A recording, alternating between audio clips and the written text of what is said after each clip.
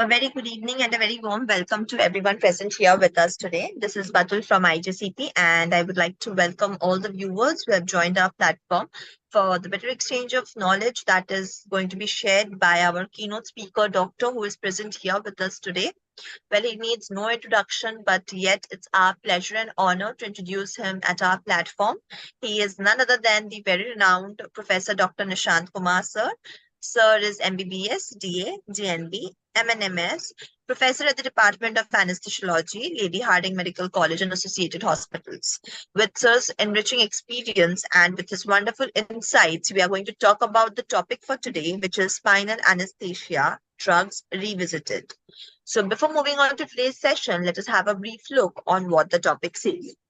Drugs revisited spinal anesthesia, a regional anesthetic technique, involves the administration of drugs into the cerebrospinal fluid surrounding the spinal cord. This induces a temporary loss of sensation and motor function in the lower half of the body, facilitating pain-free medical procedures. Common drugs used in spinal anesthesia include local anesthetics like bupivacaine vaccine or lidocaine, providing effective and targeted pain relief.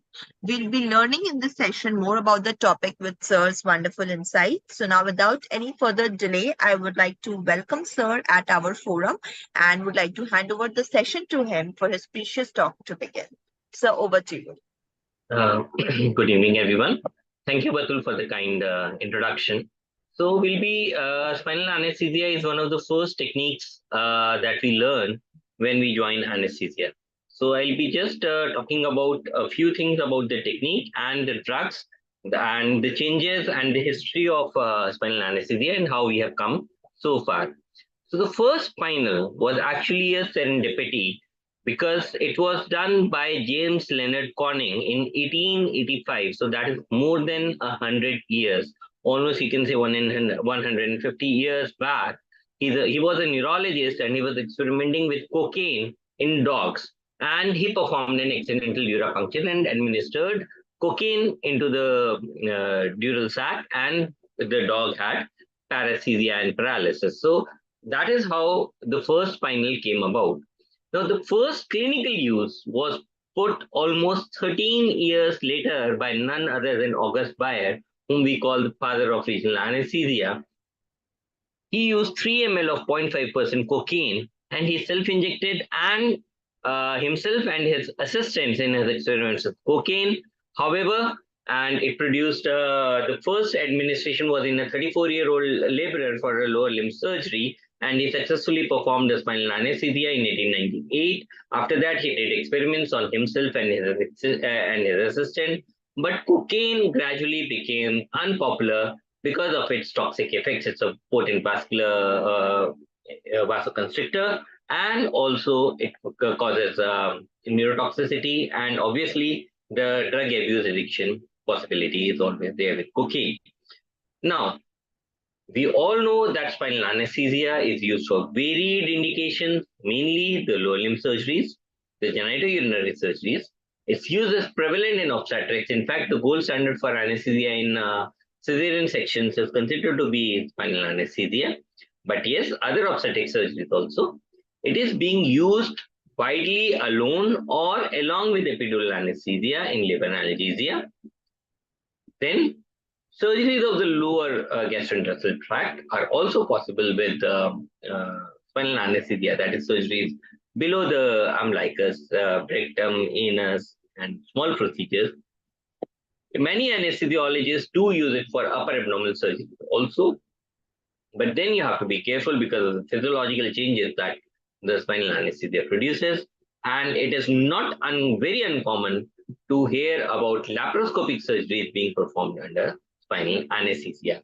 Now, the last two I put question marks, although these were a strict no-no when I was a PG, although we have all done it, even laparoscopic surgeries, more for an experimental benefit rather than anything else and a learning experience. But now with the recent drugs and improvement in techniques, upper abdominal surgeries and laparoscopic surgeries like laparoscopic cholecystectomies can safely be performed under spinal anesthesia as well. We'll be talking about these in the later stages of our discussion. So after the indications, there are a few absolute contraindications in which spinal anesthesia or regional anesthesia in general is totally contraindicated. Number one, we have to respect the patient's wishes. The patient wants to sleep through the surgery. Yes, you might have to administer sedation along with the spinal anesthesia, but yes, if he chooses for general anesthesia, regional anesthesia, and spinal anesthesia is a strict no. If there's infection at the site of injection, so that is very important because remember you are puncturing the dura. So you're entering the CSF. Any local infection might lead to the spread of infection to the cranium and cause meningitis and other life conditions. Active disease involving the spinal cord, again, if there's a fixed neuropathy, yes, you can document and go ahead with spinal anesthesia. But if there's an active disease involving the spinal cord, it is better to avoid any form of central ventricular blockade. Coagulopathy, again, now, we all know that when we give spinal anesthesia, the needle transverses through vessels, there is bleeding at times. Remember, this is a confined space, and any bleeding into the CSF is going to put pressure on the spinal cord and may cause problems, infection, and compression symptoms, and the neurological symptoms. That is again an absolute contraindication for spinal anesthesia. If the patient is in shock or is having a severe hypovolemia, if it's a severe hypovolemia, yes, you can proceed with spinal anesthesia once you have fluid resuscitated the patient, but better not to do it because again, it will cause a complete sympathetic block and lead to further hypertension, and a vicious cycle might ensue. So shock or severe hypovolemia are again more or less an absolute contraindication for spinal anesthesia. Relative septicemia or bacteremia, there's systemic infection going on if the patient is in sepsis. Yes, again, because of the risk of spread of infection to the meninges, it is better avoided. But again, as I said, it's a relative contraindication.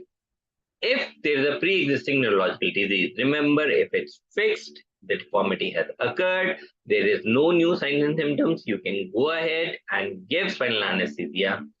But if it is an active disease, it is better to avoid it. Increased ICT, remember you're performing a lumbar puncture. So the same logic applies here. You cause a loss of CSF, cause a hole in the dura. So the CSF will leak out, and if there's an increased ICT, you might cause herniation of the brain. Deformities of the spinal column. So this is more of a technique related contraindication rather than a contraindication per se. But yes, the spread of the drug because of the deformity might be uneven or patchy or may not provide the desired effect. So that's why it becomes a relative contraindication. We all know one of the complications of spinal anesthesia is pH, and there are many patients who complain of backache. So if the patient has a chronic headache or a backache, it is better to avoid spinal anesthesia. Again, why? Because the aggravation of symptoms because of the pre-existing disease might be attributed to your spinal anesthesia. Cardiac disease, now if it's a fixed output state, the spinal anesthesia becomes a relative contraindication because as I said earlier, with the increase of spread, a higher level, there's a sympathetictomy, and we know that patients who have a fixed cardiac output, the cardiac output can be increased only by increasing the heart rate, which won't be possible if the level is too high because we're blocking of the accelerating fibers blocked by the spinal drug. Now, we are all prepared. We know the indications in which patients we can administer spinal anesthesia and which patients we cannot. So what is the equipment required? So we have the disposable and reusable spinal trays, which usually contain gauge pieces, a sponge holder, sterile tray, spinal needles.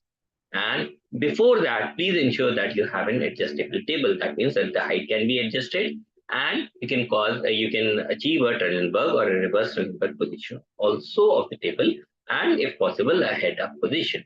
Routine ASA monitors are mandatory before you administer spinal anesthesia, and a functional IV cannula, preferably a large bore to rush in fluids and to manage any complications is a vital thing before spinal anesthesia. Now, As I said, there are many types of spinal needles. We have the beveled, in which we have the Quincke Babcock. This is the side-on view. This is the front-on view.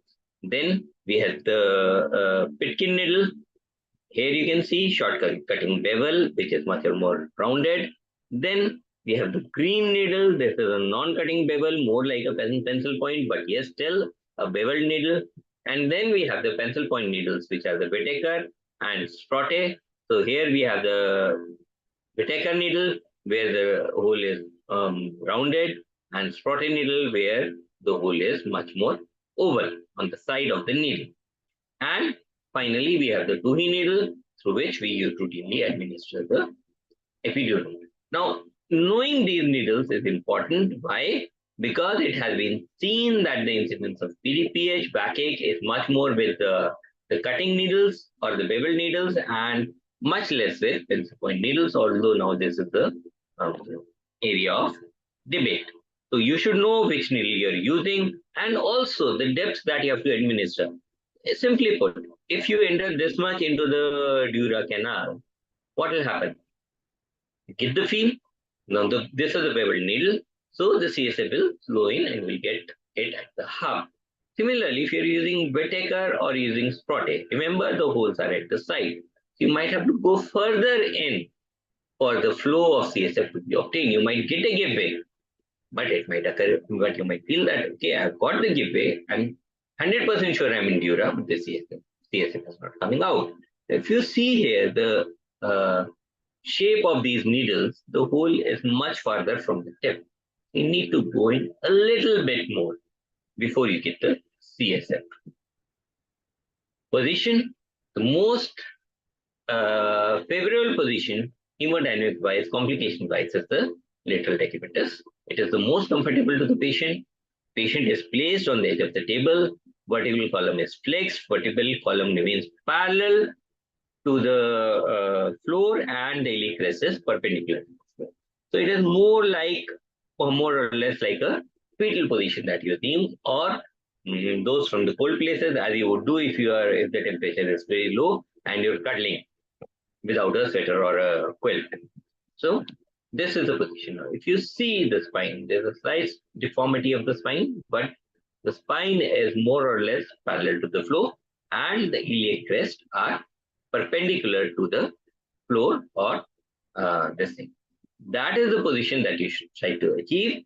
The knees are bent and the knees are touching the chest.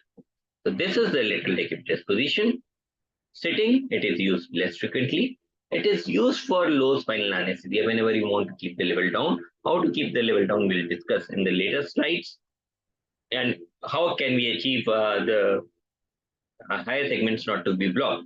Obstetrics, a bit contentious. Some old timers and some people say that yes, because you make the patient sit, you make the patient bend forward, so there's a weight on the uterus, the uteroplacental flow is hampered. But then again, each one to his own. In difficult spinals, even in obstetrics, we eventually resort to sitting. But yes, first you should choose the position which is the most comfortable to the patient and to the performer, so as to not to prolong the procedure per se. It is also used for hypobaric techniques. When you have a drug which is hypobaric and you want to ascend, you want the drug to ascend up. So we'll be again discussing the baricity of the drug in the later slides. In obese patients, when the patient is sitting, so it opens up the spaces. So the technique or the procedure becomes more simpler. So in this position, patient sits close to the anesthesiologist, feet is supported by stool, and the neck and back are flexed. If you see this, the spine here becomes perpendicular to the floor and the iliac crest becomes parallel to the floor, right? So usual level for performance of spinal anesthesia is L3 or L4, L5 in adults, and in children it should be always be L4, L5. Why? Because the spinal cord ends much lower in children. In adults, it usually ends at a lower border of L2. So L3, L4, and L4, L5 are safe spaces so that you don't injure the spinal cord and the nerves exiting there from. So this is how you do it in the sitting position. Now, another position not very commonly used It is used mainly for by pain physicians and special procedures, and it can be used for surgery in a prone position also. And usually hypobaric techniques are used in this, but yes, isobaric or hyperbaric approaches have also been described. So lumbar curve is extended by flexion of the table or by pillow under the abdomen. Aspiration may be necessary. Now, whenever we are giving spinal anesthesia, we wait for the CSF to come back till the hub and we let or see the drop forming at the hub of the needle. But here, because the CSF has to flow against the gravity, aspiration may be necessary and flow may be facilitated by elevating the head of the table because the pressure will increase and there will be an increased pressure at the middle entry point. So that is why the pressure might increase, the phase pressure might increase and this may come up to the hub and may you may not have to aspirate it. So how do we do it? Now there are three techniques that we use for performing the block. One is the midline technique, the classical technique, and the most commonly used. So we palpate the desired interspace. We inject a local anesthetic into skin and subcutaneous tissue. Remember, this is a very important step. Although some might say that we do get a spinal in a single prick, why give two pricks to the patient? But please remember, even a slight prick is painful, and it is always better to give a spinal anesthesia. You cannot be urgent 100% of the times. You cannot hit the fish eye each and every time. There are bound to be failure. And rather than pricking the patient twice or thrice, then it is always better to give a small numbing dose at the skin so that the patient is cooperative and you do get it in the first go every time.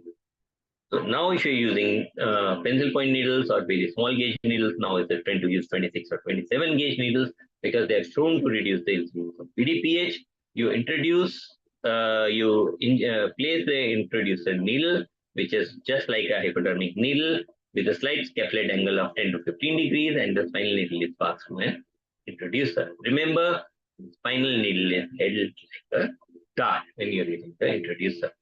The skin and soft tissues are fixed against the bony landmark by second and third fingers of the left hand. And bevel should be directed laterally so that the dural fibers are spread rather than transected. So if this is the bevel, instead of going like this, I'll go like this. And then once I've got the give way, then I'll turn the needle and then appreciate the flow of CSF. So that is the classical teaching. Now, electron microscopy pictures have shown that the fibers, the dural fibers, instead of running longitudinal, because that is why if it is like this, if you go like this, you're cutting, creating a bigger hole. If you go like this, you're separating the fibers and then turning it, so you create a lesser hole. That was the theory behind this thinking. Now, electron microscope pictures have shown that the fibers of the dura sac run in a fast fashion. Whether you're going like this or you're going like this does not make any difference whatsoever.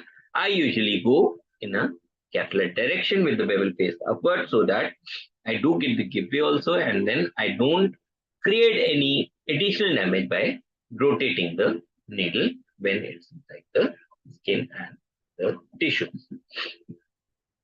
So you have to appreciate the change in resistance. If you encounter the bone, you redirect it cephalad and you check the flow of CSF. Gentle aspiration may always be used, and you fix the hub between the thumb and the index finger of left hand. Back is rested against the back of the patient. Back of hand is rested against the back of the patient. Syringe is attached, and the drug is injected slowly at a speed of 0.5 ml per second. So the entire, if you're injecting, say, 4 ml, that should take you 2 seconds. So the entire drug injection should take you around 1 to 2 seconds, not more than that, not less than that. Again, why? Because the speed of injection will affect the height that you achieve. Okay, sometimes you do keep on encountering the bone with the midline, the spaces are narrow, the ligaments are calcified, so you're not able to get through. So we use a paramedian technique. It avoids traversing the calcified space in the spinal ligaments. It is useful in elderly or in patients who have difficulty in positioning.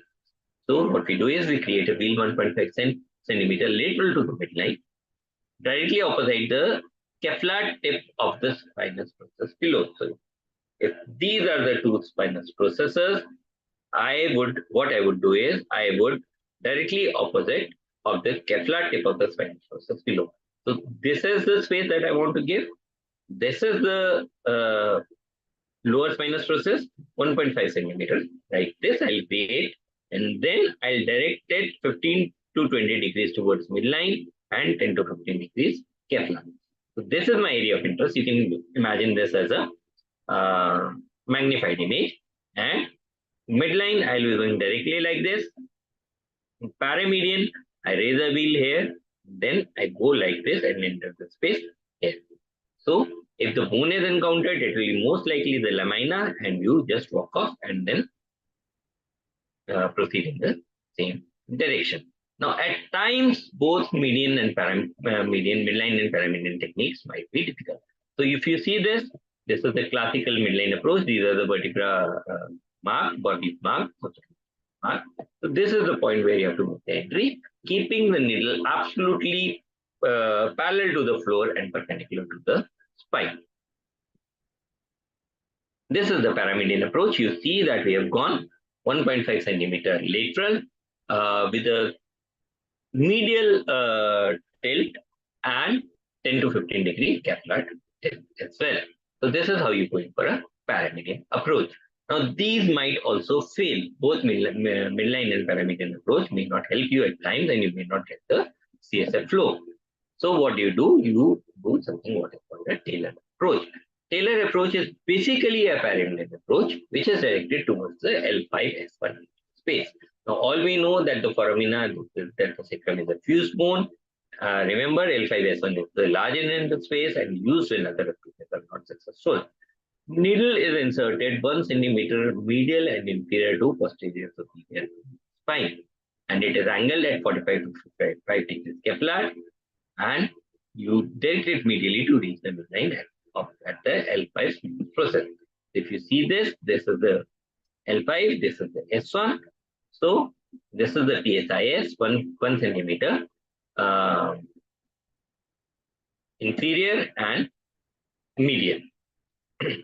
Okay, so PSIS 1 centimeter inferior and 1 centimeter towards the midline, and we go towards the L5-S1 space, 45 to 50 degrees medially and 10 to 15 degrees Kevlar. This is the area target. So we are, this approach really helps in the patient with obese. You can't get through the ligaments are calcified. The interspinal space is not amenable to even the passage of spinal needle in cases of spinal deformities, because sacrum more or less is the formation is more or less key. That is where your Taylor approach does come to play. Continuous spinal anesthesia can also be used. We usually use the two-hay needle instead of the epidural. We puncture the dura because the deliberate dural puncture, and the spinal catheter is passed 2 to 3 centimeters inside the dural space. If there is difficulty in passing the catheter, rotate the two-hay needle 180 degrees and never withdraw the catheter back into the shaft. If the catheter needs to be drawn, it has to be withdrawn as a unit without pulling the catheter out. You can always attempt at another interface, and with small fine catheters, FDA has flagged the risk of cardiac venous syndrome. So the catheters should not be less than 24 gauge. We usually use a 20 gauge cannula if at all.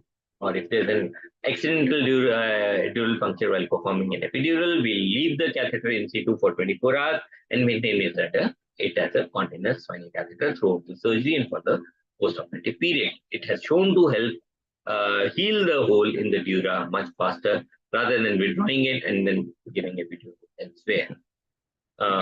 Much less incidence of PDP also. The complication, broken needles and catheters, not very uncommon. So if you are harsh, if you use brute force, yes, this does happen.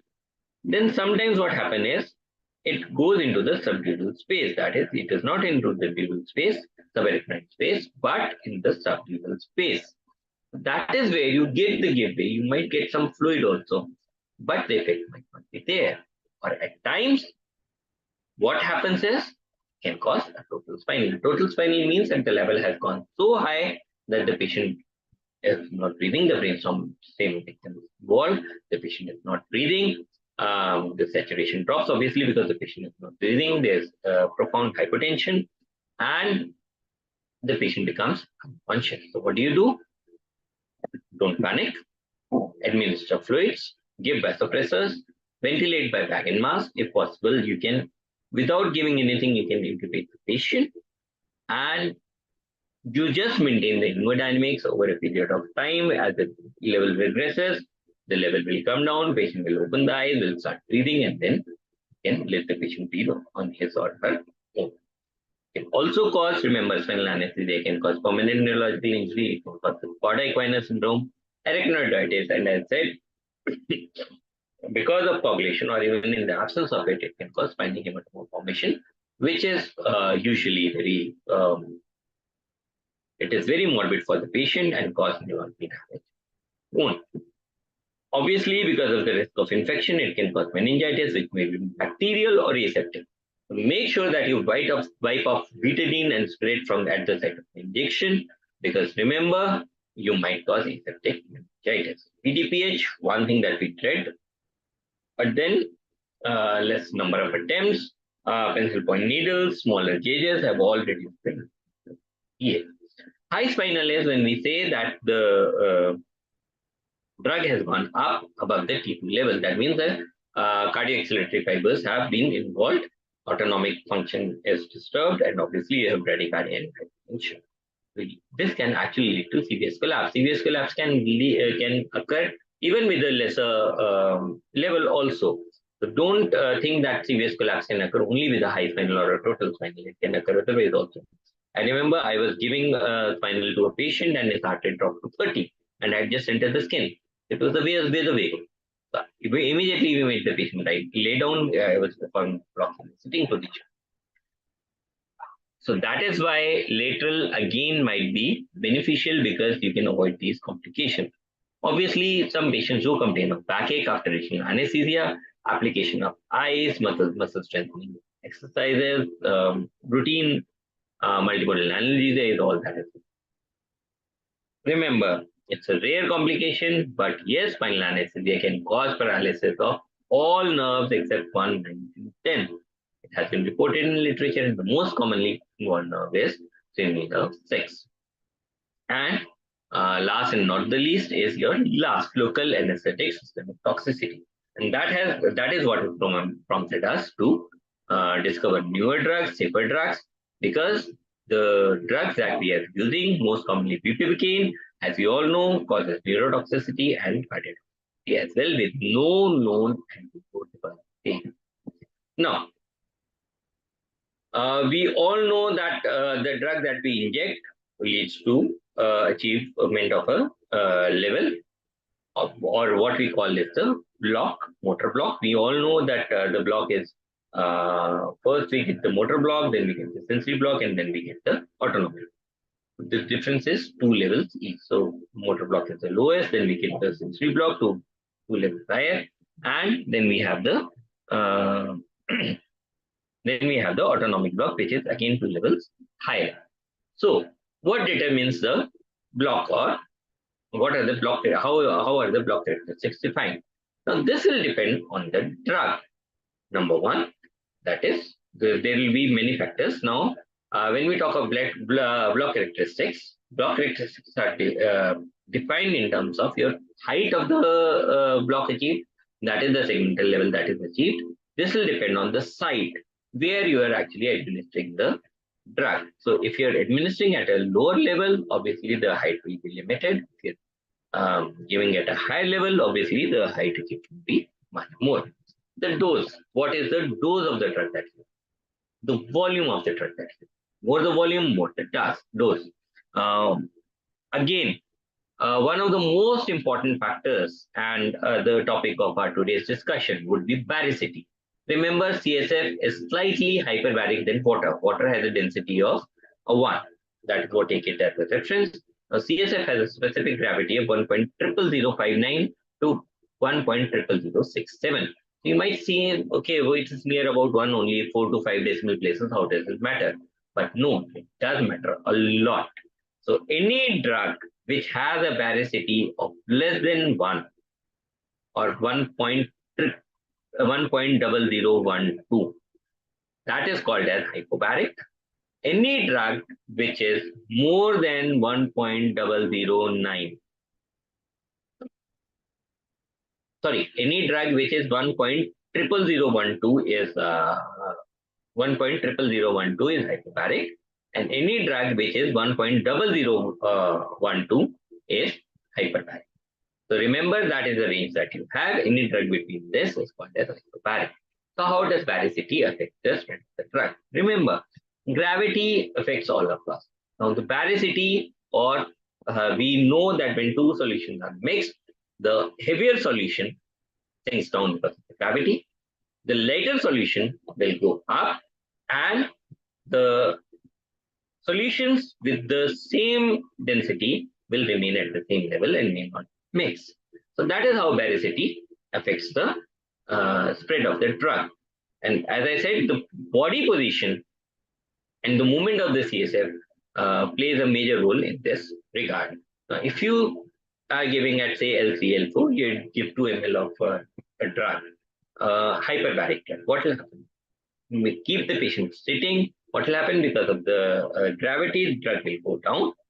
Isobaric will remain there, be whatever be the position of the patient. If you give a hypobaric drug will move against the gravity. So even if you make the patient sitting, the drug will up and at a higher level. Remember, the temperature has an effect on baricity.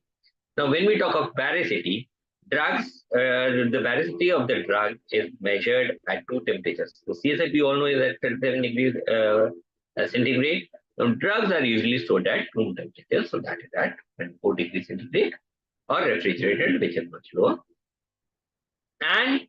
But when they are administered, they achieve the body temperature of 37 degrees centigrade in a minute or two, and that is the time when their baricity changes. Remember, as the temperature increases, the baricity decreases. As the temperature increases, the baricity decreases.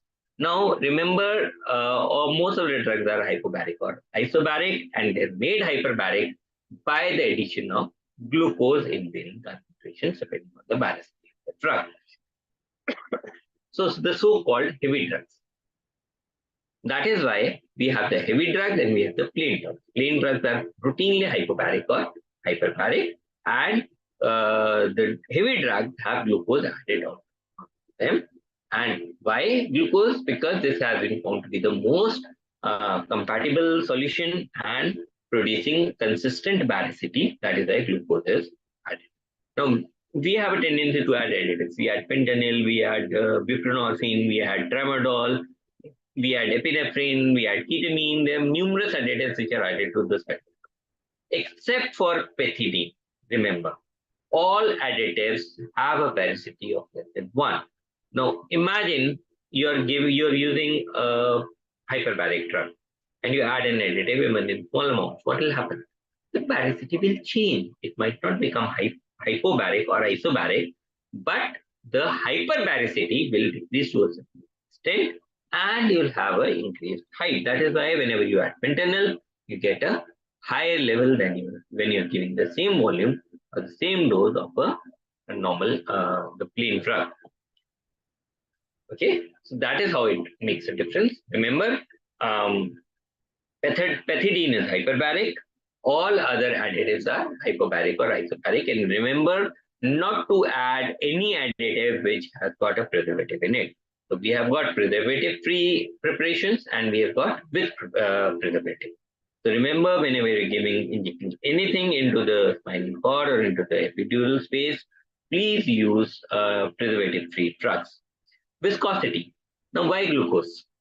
Why not other additives? So the viscosity also plays a role. Now, it has been seen when we mix glucose, the viscosity changes. The drug with glucose mixes well with CSF. So again, if you're using a plain solution, that is an isobaric or hypobaric solution, it does not mix well with the CSF. It remains as a separate layer. But when we add glucose, the viscosity changes.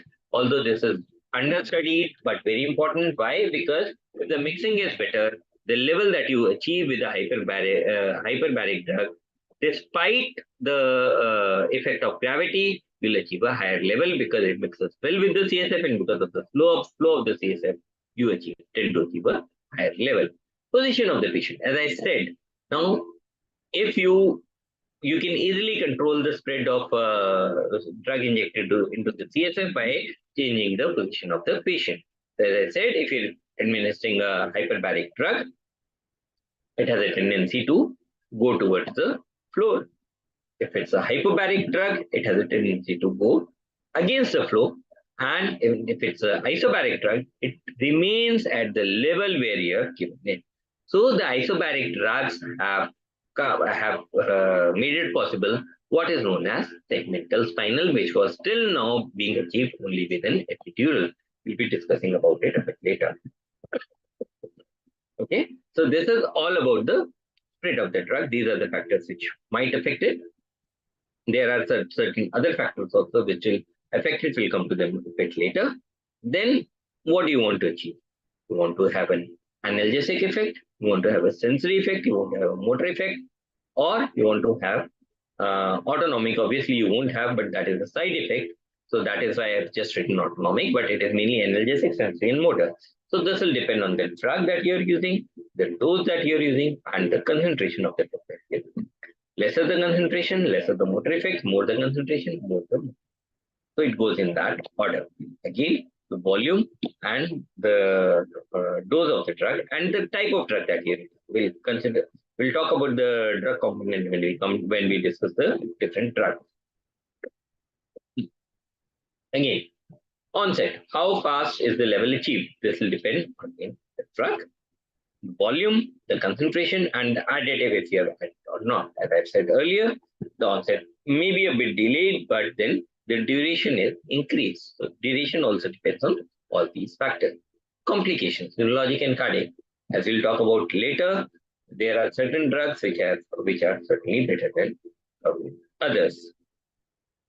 Patient characteristics. Now these cannot be overlooked. So age of the patient, elder the patient, lesser the drug required, younger the patient, more the drug required. Height obviously will require more volume. Weight, again, you might require a lesser volume. Sex, females require a lesser amount of drugs. And if you have a spinal deformity, the spread might be uneven. Now, when we talk of the baricity of the CSF, remember, females have a lower baricity than males. And again, pregnant females have much lower baricity than non-pregnant. That is order how it goes. So, this is the table that I was telling you about, that 1.0059 to 1 males, we have 1.0067, postmenopausal females 1.0060, premenopausal females is 1.0047. So if you see, the baricity or the CSF density is much lesser in female, and it is further lesser in pregnant females. So remember that if you're using a isobaric or a isobaric drug, it might actually become hypobaric in pregnant females. Why?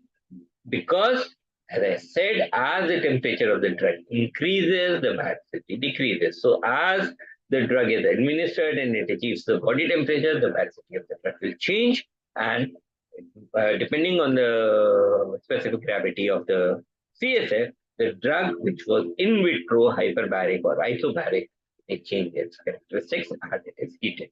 And sometimes that is why probably sometimes you get a good effect, sometimes you don't get a good effect at all. If some people say it is actually a good idea to warm up the drug before giving it, because then you make the drug slightly hypobaric and you keep a higher level. On the other hand, if you want to keep the level low, inject a cool drug. Why? Because the baricity will be lower, and by the time it is warm, the drug would be fixed and you can position the patient deep.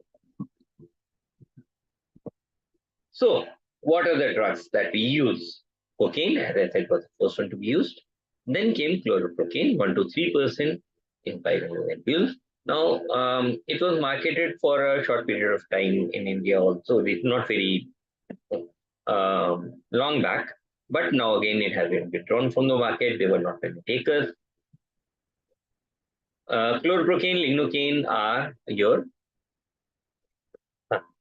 chlorprocaine was hypobaric to isobaric drug, and it was administered in 1% and for surgeries up to 40 to 60 minutes of duration. Same with lignocaine.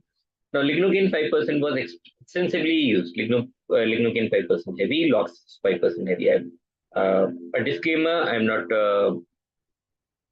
promoting any pharmaceutical company, and all the images have been taken from the net. They are not mine.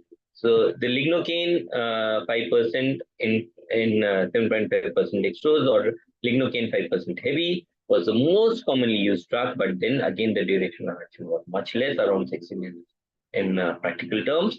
But yes, there were reports of increased incidence of transneurological symptoms, cardiac venous syndromes, and that was attributed to increased lignocaine concentration. So they had reduced the concentration of lignocaine to 2%, and again in 7.5% dextrose. This was also marketed for quite some time, up to 2 to 3 years back, and this had showed good promise in short duration surgeries. Remember, all these three drugs used to be 45 to 60 minutes. But now they are no longer available. Lignocaine 5% in 7.5% dextrose or lignocaine 5% heavy is still available in some parts of India. That is what I've been told and anecdotal evidence. But the company which predominantly makes it denies that it is still available in the market. Now, the most common drug that we use is bupivacaine 0.5% in 8% dextrose, that is bupivacaine 0.5% heavy. Now, to achieve a level of T6 for pregnant females, we usually use 2.2 ml, so that makes it around 10 to 12 milligram. We obviously may or may not add fentanyl.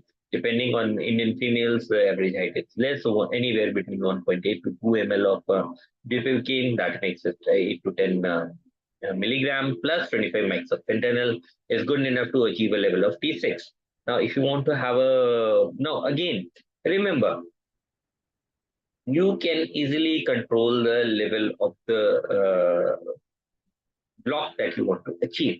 So even if you're using a heavy drug and you don't want the level to go up, but you want a longer duration of surgery, the bupivacaine is anywhere between, if you give a good volume, it can last up to 2 to 2.5 hours. So it's a long-acting drug. Now, if you want to achieve a longer effect, you can give a large volume, but make the patient stop so that the level doesn't ascend. Suppose it's a knee surgery, but you know that the surgeon is going to take 3.5 hours. You can add an additive, number one. Number two, you give the drug, you keep the patient sitting, or you make the patient supine, but you make the patient head up. So what will happen? The drug will gravitate down.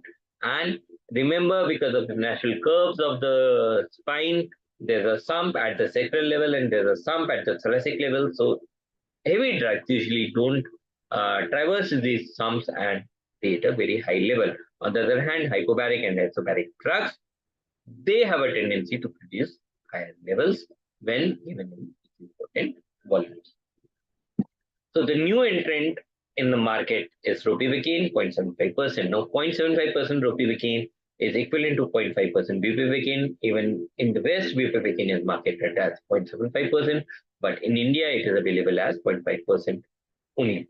Ropivacaine, on the other hand, the heavy drug is available as 0.75%, and you use the same dose if you put in doses. That means milligrams and dose have to be same, and why ropivacaine? Lesser cardiotoxic. So that is a basic advantage of ropivacaine. Almost the same duration of action, and it has been shown that the motor recovery is faster with ropivacaine with same duration of analgesia and sensory blockade, and the level achieved is also high. Now, when ropivacaine was initially we started using in practice, the orthopedicians were not happy about it. They said the patient is moving their leg, although the analgesia, the sensory part was there, the joints were not relaxed. But that is why, because we were giving very less volume and not controlling it. But yes, it does produce a good motor effect, although the motor effect we have fast. So you have to be careful about that regarding dopamine. The other drug which has come into the market now is levobupivacaine. Levobupivacaine is nothing but the levo enantiomer of uh, bupivacaine. So both the drugs are similar except that it is dextrorotatory, this is levorotatory. So the dosage and everything is same, although this has a lesser neurotoxicity and cardiotoxicity as compared to bupivacaine. The only difference between these two drugs is the toxicity. Otherwise, they both are the same. Bupivacaine, on the other hand, the motor effect is wears off faster, although in all other aspects, bupivacaine is the same as bupivacaine, so probably a better drug for daycare surgeries. And there are reports that you might have a difference of duration of analgesia is different by 15 to 20 minutes with bupivacaine. It is lesser with bupivacaine as compared to bupivacaine. Okay? Studies are still going on. You can plan your own study and make up yourself. Now, coming to the isobaric formulations. Now, bupivacaine, ropivacaine, levobupivacaine. All these are now available as preservative-free drugs also in ampoule form. So they can be used for spinal anesthesia, and it is this isobaric formulation which has made the segmental spinal possible. So what we do is, now suppose you have to enter Lapolitan. Naturally, what you have to do is you have to have a cooperative patient, you have to have a quick surgeon, and a surgeon who can understand and cooperate with you as well. So what do? Instead of giving general anesthesia, you give around 2 ml of isobaric bupi, ropi, or levobupivacaine, whatever suits your fancy, at T10 T11 level, and you make the patient soup. What will happen? The drug will spread only 3 to 4 segments, so that will block only the abdominal, thoracic, and upper abdominal area. Surgery can perform. The patient will be relaxed. The open abdomen can be created. All the lower limbs won't be affected at all, and patient can be paid with oxygen and supplemental multimodal anesthesia for your shoulder pain and creation of peritoneum. So isobaric formulations are very good when you want to achieve the anesthesia or analgesia for a particular segment of the body without affecting other parts of the body. Hypobaric solutions are, again, as I said, quick in, quick out. You can change the position and make the drug ascend. I mean, if you keep the feet up, the drug will go towards the sacral fibers, and if you keep the head up, hypobaric will ascend to the higher levels, higher thoracic levels. So that is how you can control the level of these drugs. The hyperbaric drugs move towards the gravity. So whichever part of the body is down, whichever segment of the spine is down, those fibers will be blocked faster, and the drug will be consumed in that part, and only that part will get blocked. Isobaric, again, it achieves the stable concentration at the site where it is injected, and would help in segmental spine. So, as I said, this is the classification for hyperbaric and hypobaric. How do we define a hypobaric drug? Is a specific gravity of 1.0019, and hyperbaric is a gravity of 1.0009. So bupivacaine, if you see, 0.5%, 5 milligram per ml, is this is plain bupivacaine, is hypobaric. Okay. Now, when you mix it with CSF at 37 rate, again become hypobaric. Bupivacaine plus dextrose, 0.75%, as I said, the best does not have 0.5% formulation, is hyperbaric, 1.02. You can, if you remember, this is 1.0005. This is 1.02. So this is the specific gravity is much more, right? These are the specific gravities of all the other drugs. If you see epinephrine, 1.0005, almost isobaric with your CSF, whereas dextrose is hyperbaric and all other additives are hypobaric. Pethidine, obviously, hyperbaric, but all others are hypobaric. So remember, when you add a hypobaric drug to an isobaric or to a hyperbaric drug, the baricity is bound to come down by a law of averages. So, as I said, for segmental spinal, you can use a combination of isobaric and hypobaric, or a combination of hyper and isobaric. You can make the drug hypobaric by adding additives or by adding distilled water. And as I said, hyperbaric settles down, isobaric remains at the level, while hypobaric right up. So that is how you can use the drugs to your advantage. And spinal, remember, you don't need a level of T6 for each and every surgery. You have to control the levels so as to minimize the complications and get the best out of your anesthetic technique so as to facilitate the surgeon and improve patient comfort and postoperative analgesia. So these are the common additives. Remember, fentanyl, morphine, hydromorphone, oxycodone, epinephrine, clonidine, dexmedetomidine, even ketamine, midazolam, and neostigmine have been used, but they have serious side effects, so not commonly used. And also remember, these three drugs which are commonly available do contain preservatives. So please be careful whenever you're adding anything to the spinal drug.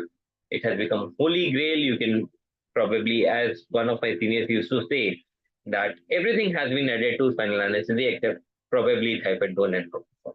So his words may not be far from true. So the thing is, please be careful whenever you're adding an additive because you change the characteristics of the drug that you're adding, and you should know the proper pharmacokinetics or dynamics before you use any combination of drugs. Thank you, and I'll be willing to take your questions.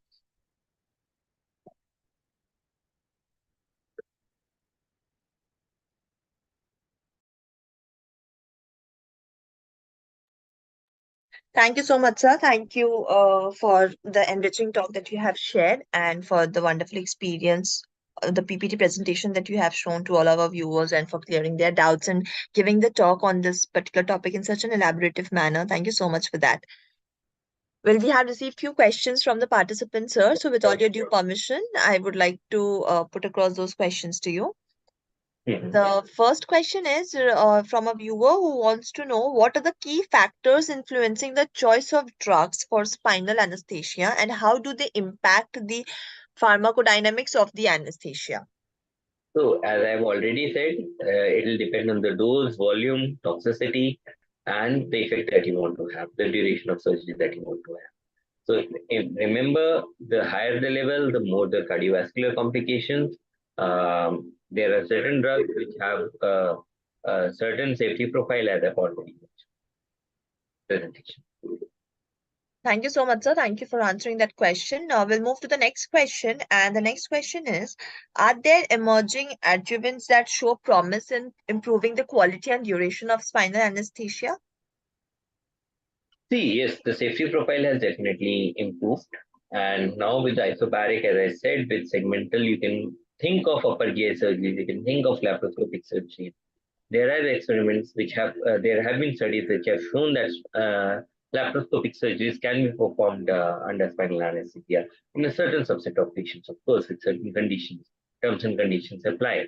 But yes, the drugs, I don't think so. There are any liposomal bupivacaine is one which is coming up, but I don't know whether it is coming up for spinal anesthesia or not. But yes, definitely for peripheral nerve blocks. Thank you so much, sir. Thank you for answering that question. We will take the last question from our viewer, and the question is, how do you manage incomplete or failed blocks, and what rescue techniques or drugs do you find effective in the process? Okay. So when we talk of failed means that there has been no effect. Now there are instances where you give a repeat spinal with half the dose which you have initially used. Now I would discourage that practice, although it might sound appealing. There has been no effect. You've waited for 18 minutes. You've waited for 20 minutes. But yes, there are risks associated with that. So I would discourage that practice. Then there is something called as a patchy effect. You have a motor effect, but there is no sensory effect. Vice versa, you have a sensory effect, don't have any motor effect, or you have a motor effect, you don't have a sensory effect. So things like that. Now, if you have put in an epidural, it is always better to top it up with epidural, and if not, it is always better to proceed with surgery. Thank you so much, sir. Yeah, you are saying something? No, that's all. Okay. Thank you so much, sir. Thank you for answering that question and for answering all the questions rather and for taking up this topic and explaining our viewers so well. Thank you so much for that. And with this, I would also like to thank all of our viewers for their ardent participation and for being hooked with us throughout the session and for watching and listening to us. And with all your last comment and a take-home message, sir, we would like to conclude the session here for today. So spinal anesthesia is a wonderful technique. Um, it's that you should know the pharmacology, the block characteristics, how the drugs behave, and the factors which affect the spread of the drug, and you can use it to your advantage in almost all the situations. Thank you. Thank you so much, sir. With all your last take home message, we are concluding the session here for today. So everyone, very good night and